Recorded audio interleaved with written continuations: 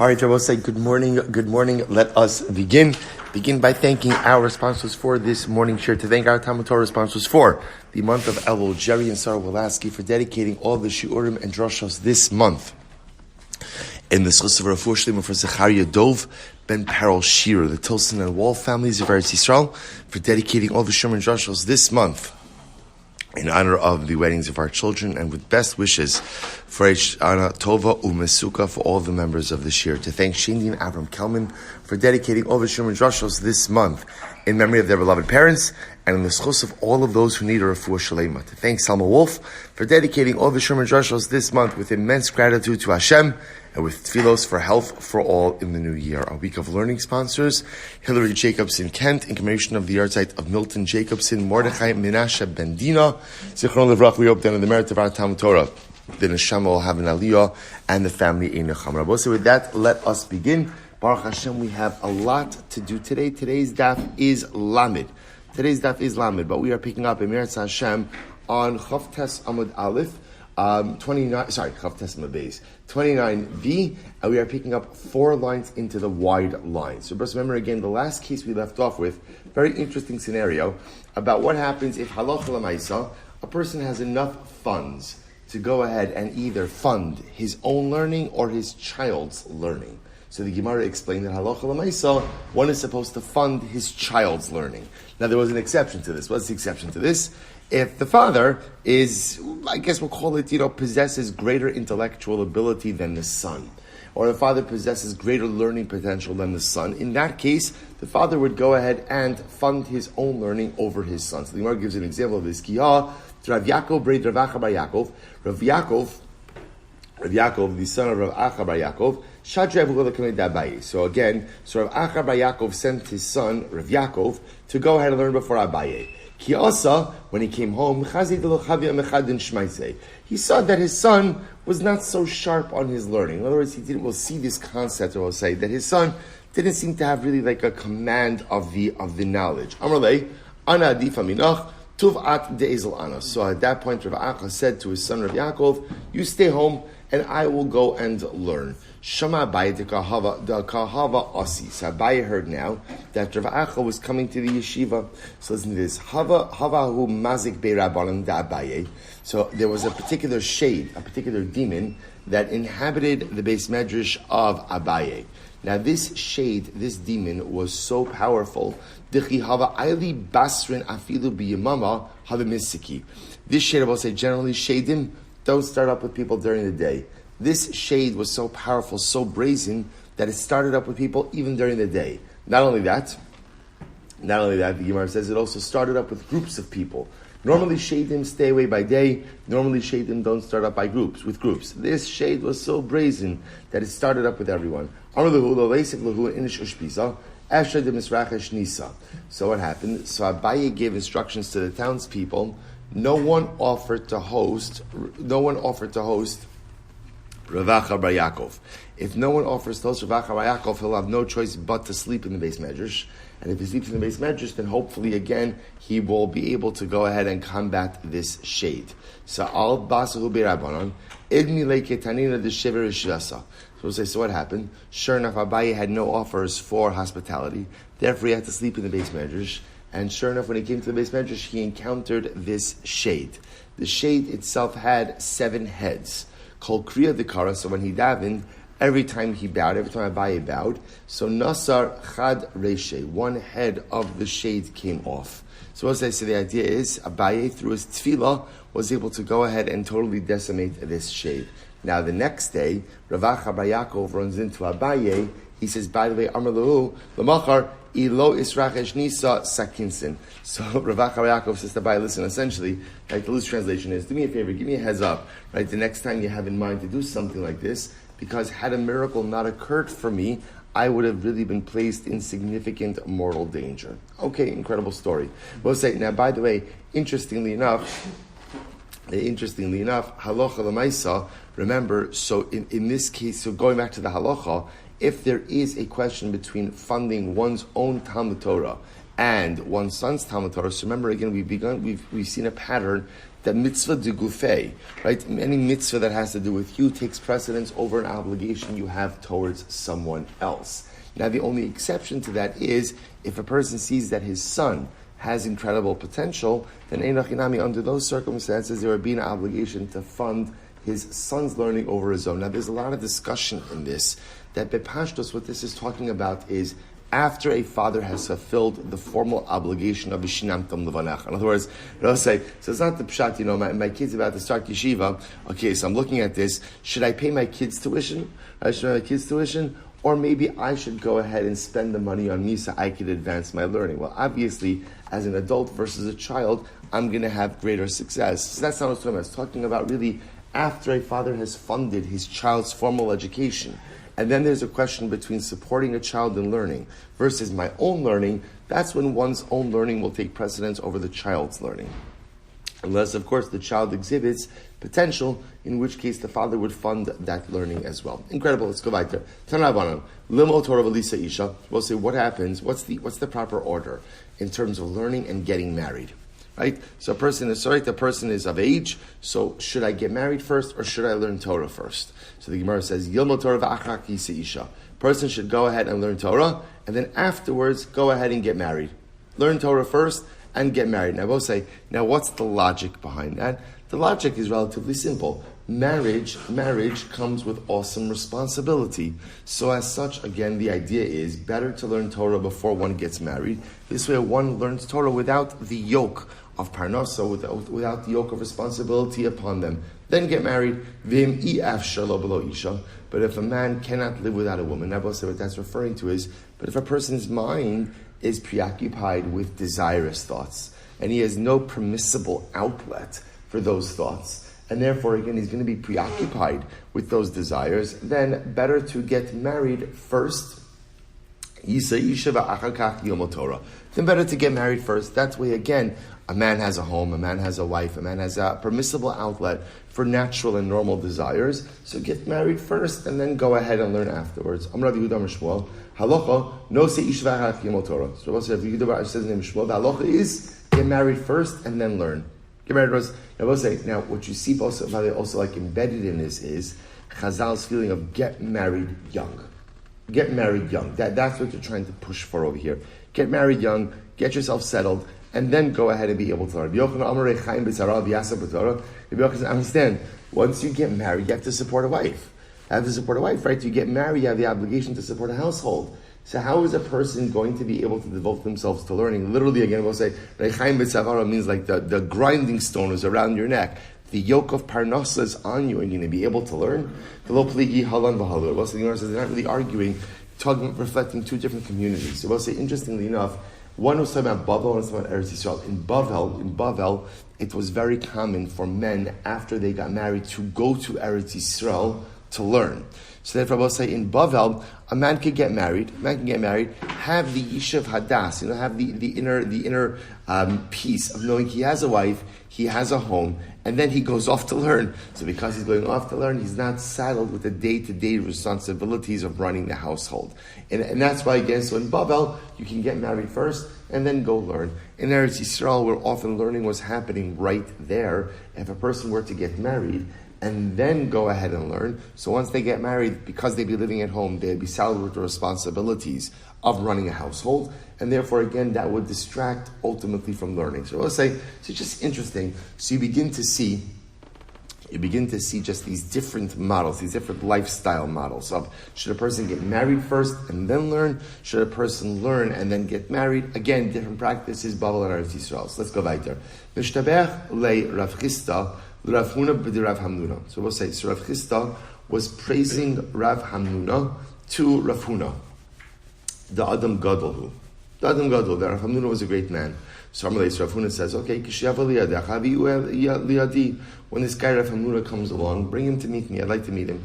Ki asa. So when ultimately, again, when Rav Chisda brought Rav Hamnuna to meet Rav Huna, chazid lo pares sudra. So Rav Huna saw that Rav Hamnuna was not wearing a cloak over his head. And I will say, wearing a cloak over your head was a sign of marriage. So Rav Huna saw that Rav Hamnuna was unmarried. Amarle, my time little priestess sudra. So Rav Huna says to Rav Hamnuna, why aren't you wearing a cloak over your head? Amarle, Telo Nisibna. So ultimately, I'm not married. Rav Hamnuna said, I'm not married. At that point, when Rav Huna heard that Rav Hamnuna was not married, he turned his face away. He wouldn't look at him. I will not look at you until you get married. So in other words, Rav Huna was very disapproving that Rav Hamnuna was not yet married.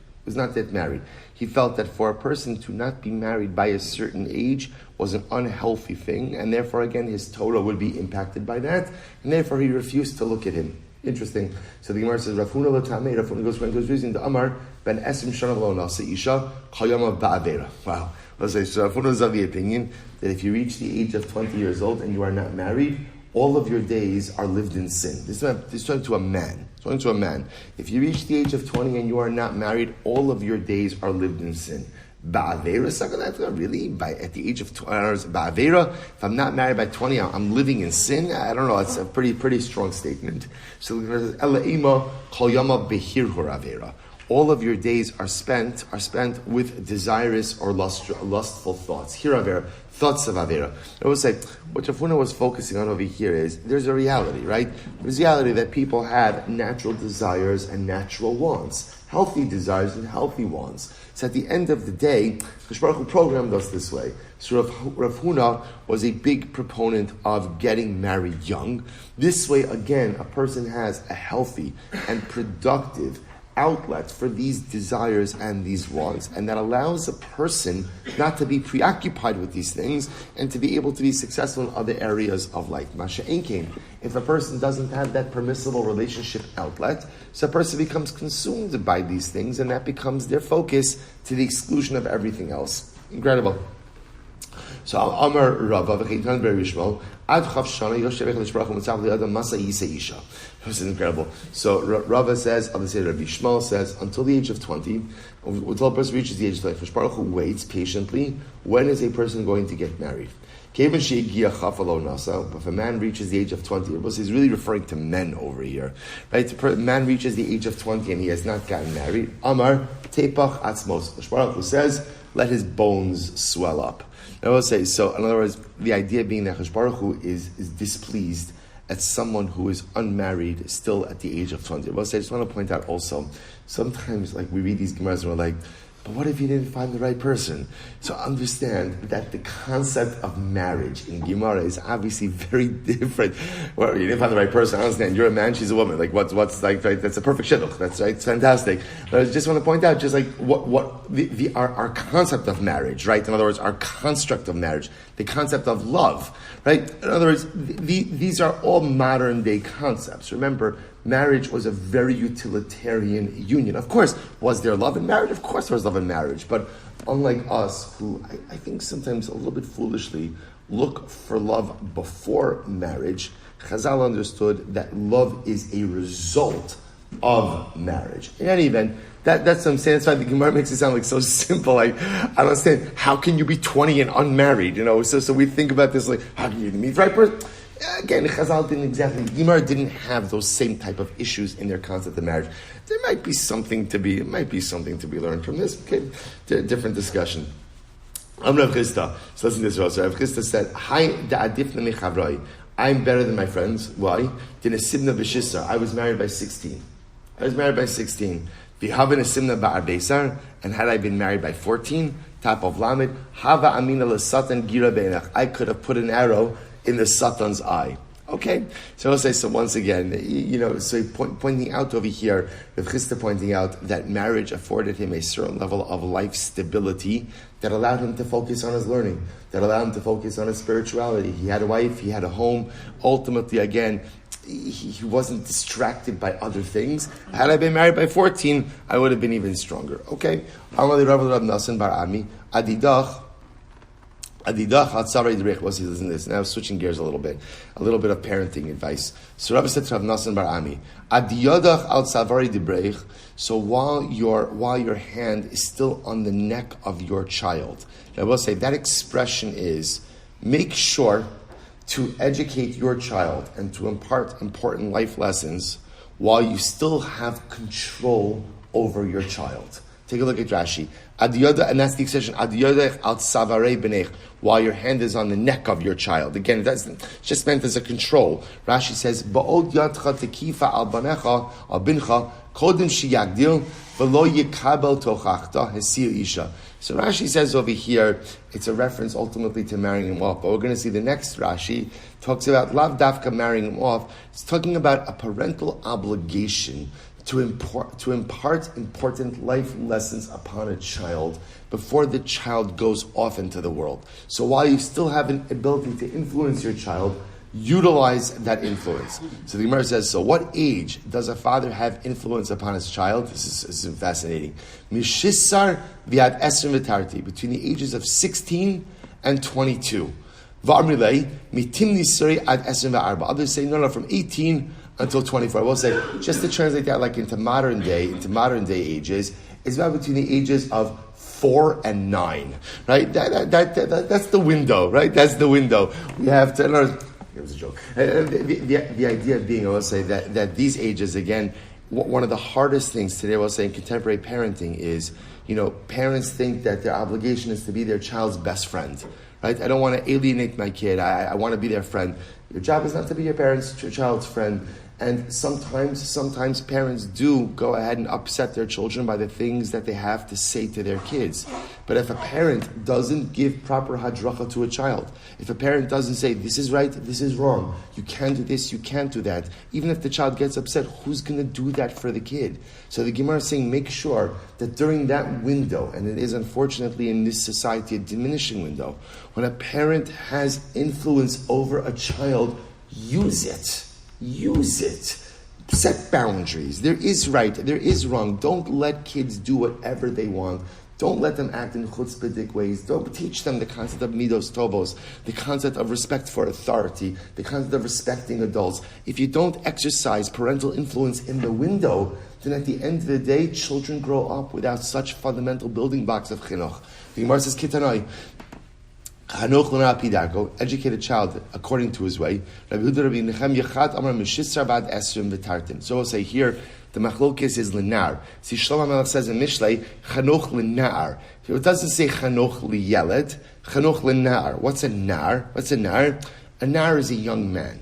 As I will say, there are times in the maturation of our children where they may be too young to absorb certain life lessons, and then there's a time where they're already a little bit more set in their ways and already a little bit more independent, where they're also not going to accept those lessons. So I'll say, see here, this is the challenge, one of the challenging parts of parenting. At point in times, my child is too young to hear. At times, my child is too old to hear. There's a window. What's that window? That window is narkite. Narkite. When my child is a nar, that's when I could get through to them. Chanoch l'nar. So when your child is a nar, give him the proper life hadracha, kidarko. I'll be darko in the right way, according to who and what he is. What is that window? So we'll say, Chad Amar, Mishisar Vad Asrim V'tartin, from 16 until 22. Chad Amar, Mitim Nisari Vad Asrim V'arba. I'll say from 18 until 24. Again, I will say, so once again, these windows also reflect just a different reality, a different societal reality. All kidding aside, these windows would definitely be much younger contemporarily, but the idea being in the chinuch of one's children, identify the window in which one could exert real influence, identify the values, the ideas, and the ideals you want to impart. Don't just say them, but model them for your children at that pivotal time. Incredible. So remember again, a father, we established in the Mishnah, that one of the obligations a father has for his son is to teach him Torah. So we'll say, how much Torah is a father obligated to teach his son? In other words, what so is it Shas, Daf Yomi, like what am I obligated to do? So the Gemara says, Amar Yehud, Amar Shmuel, Kigon Zvulun ben Dan. The example would be like, Zvulun ben Dan is not a biblical figure. Rashi says, Talmud Shahayib Yemeim. He was a person. He was a man. He was a guy. Zvulun ben Dan. Shelimdo Avi Aviv. His grandfather taught him. Mikra, Mishnah, Talmud, Halachas, Agadas. Wow. So I'll say, so there's a lot packed in there. Number one, that again, Zvulun ben Dan was taught all of these things. Number two, who taught him? His grandfather. Right, his Zayda, which is interesting. We'll come to that. Gemara says, Meisvei, Lamdu Mikra, Lamdu Mishnah. Where Brisa says, all a father really has to do is teach his son Chumash. The ikar of vishinamtam levanecha, the ikar of teaching one's son Torah is chumash. And once you teach him chumash, you're not obligated to teach him Mishnah or anything else afterwards. So Amar Rava, Mikra zu Torah. Ultimately, chumash, right? Mikra is Torah, is chumash. So it sounds like the obligation that the father has to teach his son Torah is in chumash. So what do you mean is Zvulun ben Dan, that his grandfather taught him Kol Torah Kula? To which the Gemara says, you're right. Ki Zvulun ben Dan v'lo ki Zvulun ben Dan. The Gemara meant to say that the obligation to educate one's child is like Zvulun ben Dan and not like Zvulun ben Dan. How so? Ki Zvulun ben Dan shalom do avi aviv. So like Zvulun ben Dan in that his grandfather taught him. In other words, it's actually interesting that part of the mitzvah of chinuch for children is on the grandparents. We'll further define this a little bit more, that a grandfather has an obligation to learn with his grandchildren as well. V'lo ki Zvulun ben Dan, not like Zvulun ben Dan, dilu hasam mikra mishnah v'talmud v'halachas v'agabus v'lo hacha mikra levad. So I'll say, so on one hand, what the Gemara is trying to extrapolate from Zvulun ben Dan is that there is an obligation upon a grandfather to learn with his grandchildren. But what's the nature of the obligation? Just on Chumash. Just on Chumash, the fact that Zvulun ben Dan's Zayda learned all of this other Torah with him is absolutely beautiful, but that's not really part of the inherent obligation. So, but 1 second, where did you come up with the idea that a grandfather is obligated in the chinuch of his grandson?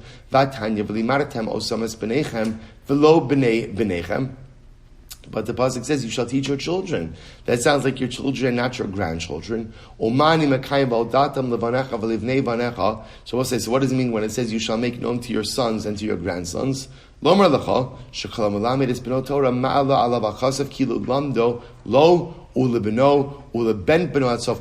we'll say, what it means is when you teach your son Torah, it is as if you are teaching Torah to future generations. Because we'll say, again, what's the logic? The logic is if I teach my son Torah, my son will then in turn teach his son Torah, who will teach his son Torah, and I have created a dynamic. I have created a chain reaction that makes it as if I have taught Torah to future generations as well. But in reality, the core obligation of chinuch is from a father to his son, not from a father to his grandson. To which what's going on over there? So what's going on with Zvulun ben Dan? Hudamar kiyai tana. He holds like the following tana. The sanya Torah says you shall teach your sons. Amy el b'nechem. I only know my sons. B'nei b'nechem, and how do I know that even my grandsons? Talmud lomar v'odatem livanecha v'livnei vanecha. So I'll say you have mufurish pasuk. The pasuk says you shall teach your sons and your grandsons. So you see from here that the mitzvah of chinuch is for a grandfather to learn with his grandchildren. Im kein mat Talmud lomar b'nechem. So we'll say, what does the pasuk mean when it says v'limanetem osamas b'nechem? That you should teach your sons b'nechem v'lo b'nosechem. That means your sons and not your daughters. Meaning that the obligation of chinuch, the formal obligation to learn Torah with a child, dafka applies to sons and doesn't apply to daughters. We saw this in yesterday's daf. Rabbi Shmuel Levi. Rabbi Shmuel Levi says as follows. We'll say beautiful Gemara. Anyone who learns Torah with his grandson, ma'ala alav akasav kilo kibla mehar Sinai. Torah treats it as if you received the Torah from Har Sinai. The act of learning with a grandchild, the act of teaching Torah to a grandchild, makes it as if you are. When learning with a grandchild, it is as if you are experiencing Sinaitic revelation. Where do we get that from? Shana Emar, V'altatam levanecha v'livnei vanecha, v'samachlei yom asher amarta lifnei Hashem l'kecha b'chol. Because also the pasuk says, you shall instruct your children and your grandchildren. And the next part of that pasuk is the day that you stood before Hashem on Har Sinai. We'll say such an interesting idea. Right? The Torah equates learning with grandchildren to Sinaitic revelation. Yet learning with one's own children is not necessarily a Sinaitic revelation. What's the pshat? We'll say, in general, this is a yesod in parenting, how it's fascinating, or grandparenting, how it's fascinating how some of the things we do as grandparents are so much sweeter when done with grandchildren than the same acts were when done with children. In other words, so often there could be natural friction between parents and children. So sometimes a father tries to learn with his son. It's not always the most pleasant experience. It's not. Sometimes the son is resistant to it. Sometimes the father-son dynamic doesn't learn. So the father pushes, the son pushes back. So even though the father fulfills an obligation, the sweetness of it is sometimes not there. That's why, again, sometimes one of the sweetest things is learning with your children when they get older, when there's a greater appreciation for what it means to learn with a parent, right? Sometimes as a kid, there's that struggle. With grandchildren, often that dynamic is totally different, right? With grandchildren, again, the friction isn't there. It's all sweetness. It's all beauty. So it's interesting how when learning with children, there's an obligation for a father to learn with his son. But yet when a grandfather learns with his grandson, that's like Matan Torah. Isn't it beautiful? Right? That's like Sinaitic revelation. The sweetness, the beauty, the purity of that. The purity of that is mamish like receiving the Torah at Har Sinai. Such an incredible yisur. Rabbi Chia bar Abba, Ashkel Rabbi Shmuel Levi, Dishadi, Disna Areshes. Well, it's a great story. So Rabbi Chia bar Abba, so that Rabbi Yeshua ben Levi, the Shadi Disna Areshes means he threw a towel on his head. He ran out of the house, and the boss, remember again, a Talmud Chacham goes out with his head covered, but he had just thrown a towel on his head instead of going ahead and putting on his formal head covering. He was bringing his grandson to yeshiva. So ultimately again, Rabbi Chia says, Rabbi Shmuel Levi, why you ran out of the house with a towel on your head? So Rabbi Shmuel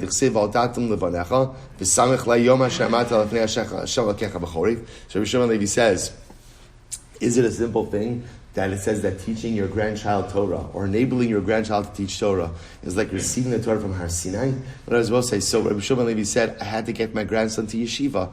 It is such a zechus to enable the learning of my grandson that I just threw a towel on my head and ran out of the house, that my grandson should not be late for yeshiva. Mikan ve'ilach Rabbi Chia bar Abba lotam umsa ad mikri li'yenuka mosei. I will say, from that day forward, Rabbi Chia bar Abba wouldn't eat breakfast. He wouldn't eat breakfast until he learned with his grandson, reviewing what his grandson learned the previous day and teaching him an additional pasuk.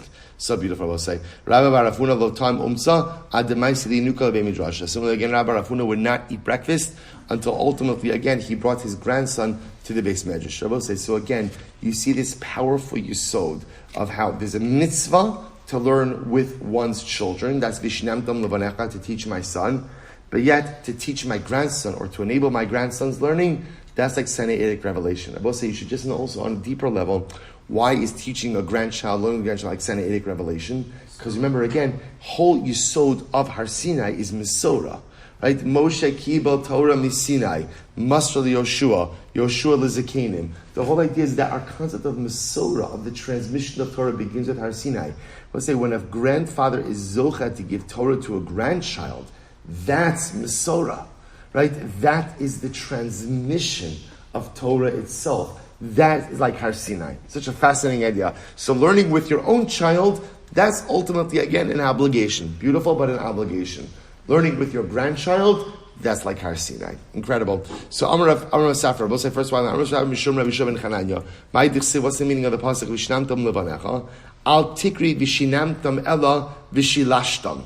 This is incredible. Don't read it as vishinamtam. You shall teach, rather read it as vishilashtam. I'll say that shilashtam means divided into thirds. What does this mean? Li'olam yishalish adam shnosab. Person should divide his lifetime into 3 parts. Right? Divide up your years into 3 parts. Shlishma mikra, shlishma mishnah, shlishma talmud. Bro, say use 1/3 of your life to learn chumash, 1/3 of your life to learn mishnah, 1/3 of your life to learn gemara. Gemara says that's a great idea. There's only one problem. Mi yodea kama chaye. Bro, say does a person know how long he's going to live? Does a person know how long he's going to live? That he should divide up his lifetime into 3 parts. Lo tzricha liyome. Bro, say rather it means like this. It means divide up your day into 3 parts. Every single day you're learning should be divided up into 3 parts. 1/3 Chumash, 1/3 Mishnah, 1/3 Gemara. The idea being able to say that every single day a person should have a well-balanced spiritual diet. What it also shows you is something amazing. What's the key to successful living? What's the key to live every single day like it's an entire lifetime? You see, let's say the problem often with the way we live is that we burn through time, right? We burn through days because, as I often say, we often look at time as an infinite renewable resource. There's no urgency. There's no urgency in the way we live because, hey, whatever you don't get to today, you'll get to tomorrow. It's not a big deal. And the Gemara says it's not true. You have to live every single day like it's its own self-contained lifetime, right? The Gemara says a person should divide up his life into 3 parts. 1/3 for Chumash, 1/3 for Mishnah, 1/3 for Gemara. But I don't know how long I'm going to live. Good. So divide up your day. In other words, you don't know how long you're going to live. Therefore, each day should be lived as if it's a lifetime unto itself. That imagine today, Chas v'Shalom was my last day, I will say. Imagine, you got the note. Today is your last day. What are you going to do with it? What are you going to do with it? Right? I can tell you one thing for sure. You're not going to be on TikTok. Right? That's for sure. Right? That's for sure. I can identify the things I would absolutely eliminate from that day, knowing that it's my last. I'll say there's something to that. Now again, could a person live every single day like it's their last? B'pashtos, no. You can't do that every single day. But at least to create an awareness that a day should be treated like a lifetime, because a day is a lifetime. One day in the life of man is a lifetime. What you could accomplish in one day is like a lifetime accomplishment as well. Live each day as if it's truly the unit of a lifetime. The Gemara goes weiter. Lefichach, Kiddushin and Sofrim. They'll say, therefore, again, the earlier scribes were called Sofrim. Shayu Sofrim kala osio shabatorah. They used to count all of the letters in the Torah. Shayu Omrim vav de gachon chatzen shal osios. The vav of gachon is the middle letter, right? The middle letter of the entire Torah, Sefer Torah. Darosh tarash chatzen shal tevos. That's the middle word in the Torah. Viskalach shal psukim. The pasuk Viskalach is the middle pasuk of the Torah. Yikar semena chazim miyar. Ayin diyar chasin shal telim. So also the ayin of yar is the middle of Sefer Telim. And I'll say just some interesting facts, just about again the counting of psukim and words in Tanakh. V'hu rachu michaper avon. Chasi of the psukim is the midway of psukim in Sefer Telim. By Rav Yosef. Vav de gachon. The vav of gachon, which the Gemara said before, is ultimately the middle letter of the Torah. Mehagisa. Does it belong to the first half or the second half? Bring a Sefer Torah, let's count it out. Sure enough, they brought a Sefer Torah, they counted it out. I will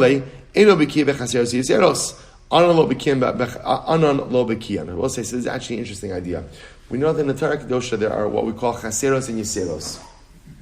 There are certain words that are written in a quote-unquote deficient way, but read in a certain way, and other words that are written in a complete way. One of the interesting things mostly we have is that over the generations, there is a concern that perhaps the Masorah for Chaseros and Yeseros has been a bit corrupted. That's why in the Beis HaMikdash, in the Azara, right, they had, or I should say in the Chatzar, right, in the Ezra's Aleviim, they had a Sefer Torah of Ezra. That Sefer Torah was the authoritative Sefer Torah. The concern is if you start counting things contemporarily, our Sefer Torah may not be absolutely correct in terms of chaseros and yeseros. By Rav Yosef, Viskalach mehagisa mehagisa. So also the word Viskalach, which half does it belong to? First half and second half. Which part, right? Let's go open up a Sefer Torah and count psukim. So the Gemara says, Psukim nami lo bekinon. Even with counting psukim, we're not exactly proficient. Why? Pazke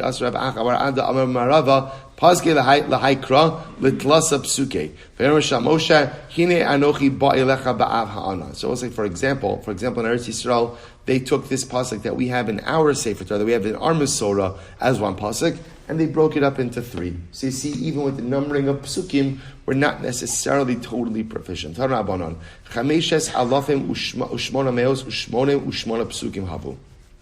Psuke Sefer Torah.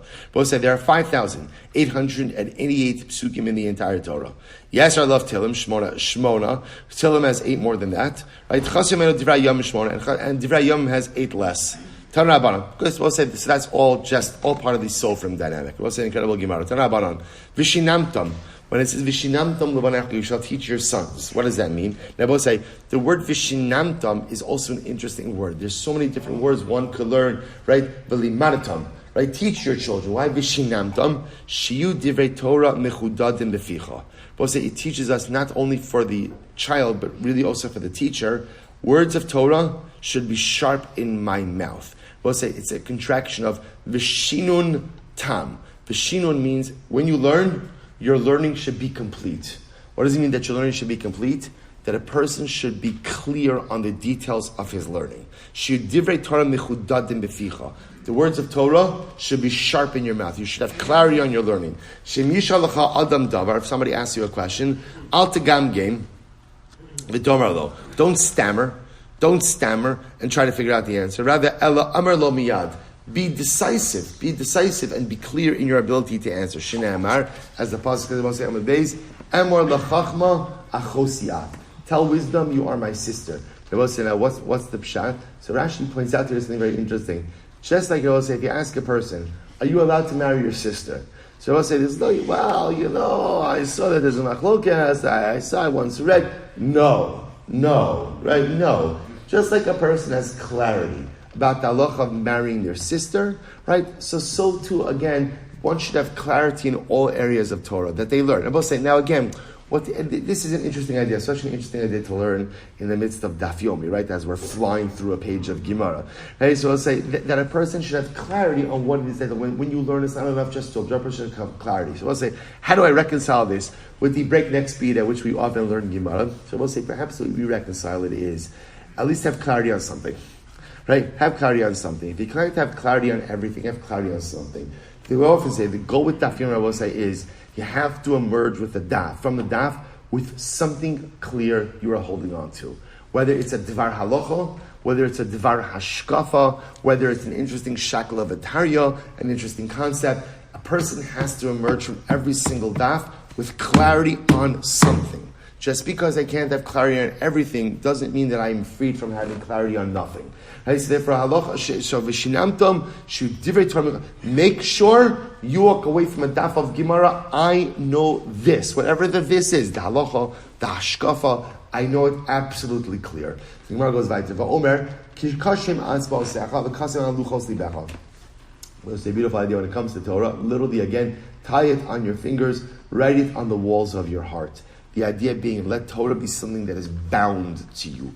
Writing it on the walls of your heart, what it means that it is inherently part of who you are. V'omer, kechitzim b'yad gibar kein b'nei anurim. V'omer, chitzei gibarim shenunim. V'omer, chitzecha shenunim v'amei tachtecha al yiplu. V'omer, ashvi ager shem miles ashpaso mehem. Lo yavoshu ki yidavera esavem b'shar.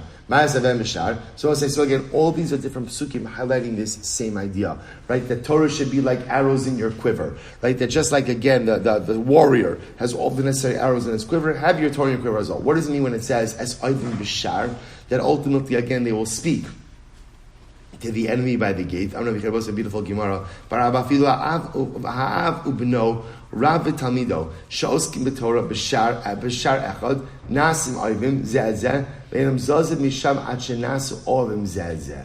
So I'll say it's beautiful. Sometimes in the learning of Torah, we'll say anyone who's learning with a chavrusa knows this dynamic. So he's learning with a chavrusa, and what happens? You begin the process, and like you're enemies. You're enemies, right? You're arguing with each other. You're shouting at each other, right? You're both entrenched in your particular stances. You're like Oivim b'shar. You're like enemies at the gate of the city doing battle, and then something amazing happens. The chavrusa shaf doesn't end before ultimately, again, this chavrusa is your best friend. This chavrusa is your ohev. Shneimar ve'es bahev basufa.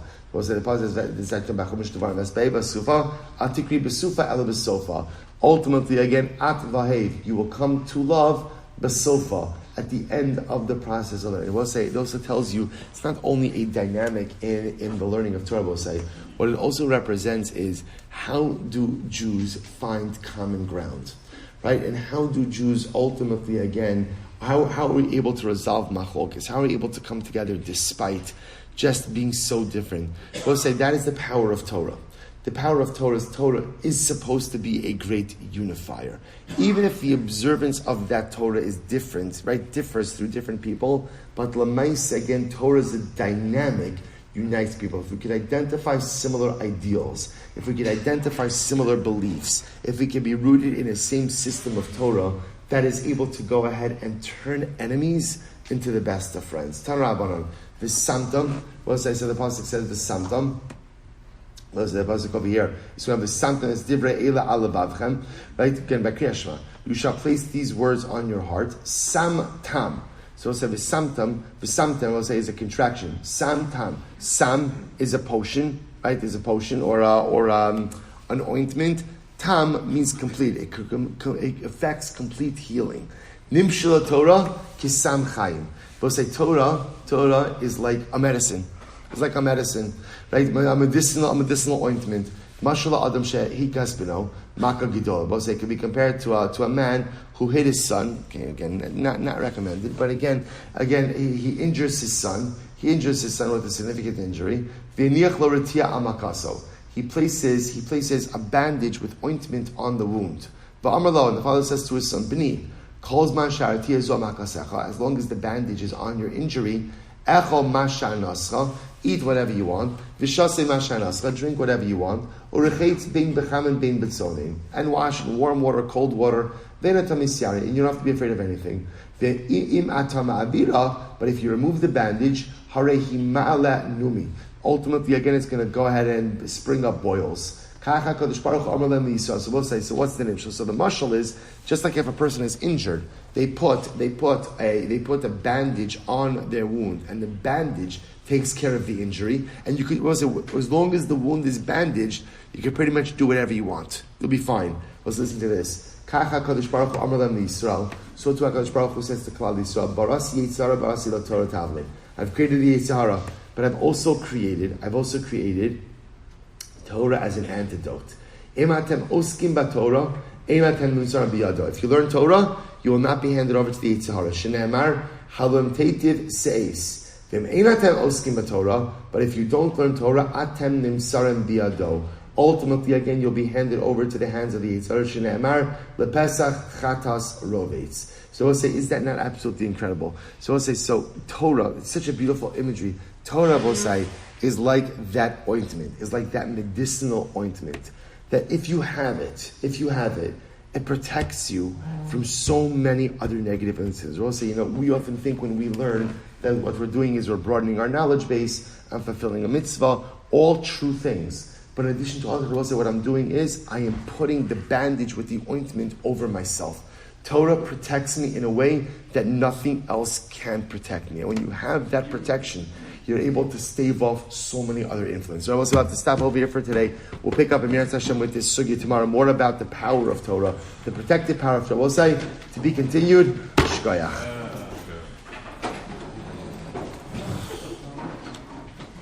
All right, Chevron, have a great day, everyone.